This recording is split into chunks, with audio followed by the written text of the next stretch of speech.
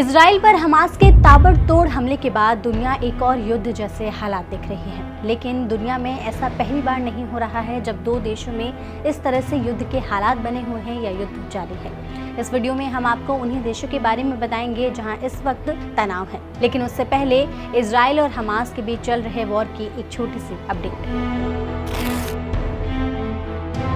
बीते शनिवार से चल रहे इजराइल और हमास के बीच युद्ध में हमास ने अब तक इजराइल पर 5000 से ज्यादा रॉकेट दाग दिए हैं। इस वॉर में अब तक 1000 से ज्यादा लोगों की जान चली गई है, वहीं 2300 से ज्यादा लोग घायल हैं। अब बात उन देशों की कर लेते हैं जहां पहले से ही युद्ध जैसे हालात बने हुए हैं। इस लिस्ट में सबसे पहला नाम आता है रूस और यूक्रेन का।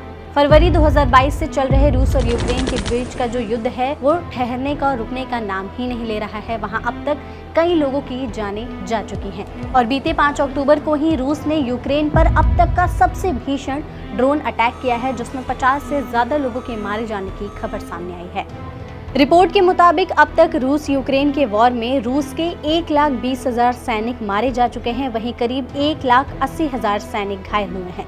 वहीं यूक्रेन की बात करें तो वहां 70,000 से ज्यादा सैनिक मारे जा चुके हैं और 1,20,000 सैनिक घायल हुए हैं। अजरबैजान ने इसी साल 19 सितंबर को आर्मेनिया के खिलाफ जंग का ऐलान कर दिया था। इससे पहले दोनों देशों के बीच लंबे समय से तनाव जारी था, लेकिन अजरबैजान के काराबाग के बारूदी सुरंगों में 6 नागरिकों के मारे जाने के बाद बवाल और बढ़ गया।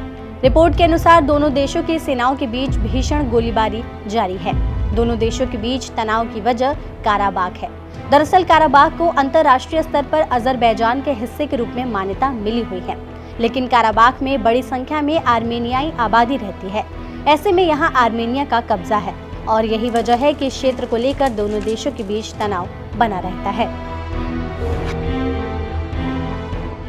इसके अलावा चीन और ताइवान के बीच भी लंबे समय से तनाव लगातार बना हुआ है।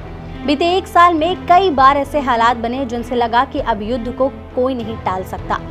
चीनी लड़ाकू विमान, युद्धपोत और ड्रोन अक्सर ताइवान में जाकर उन्हें डराते धमकाते रहते हैं।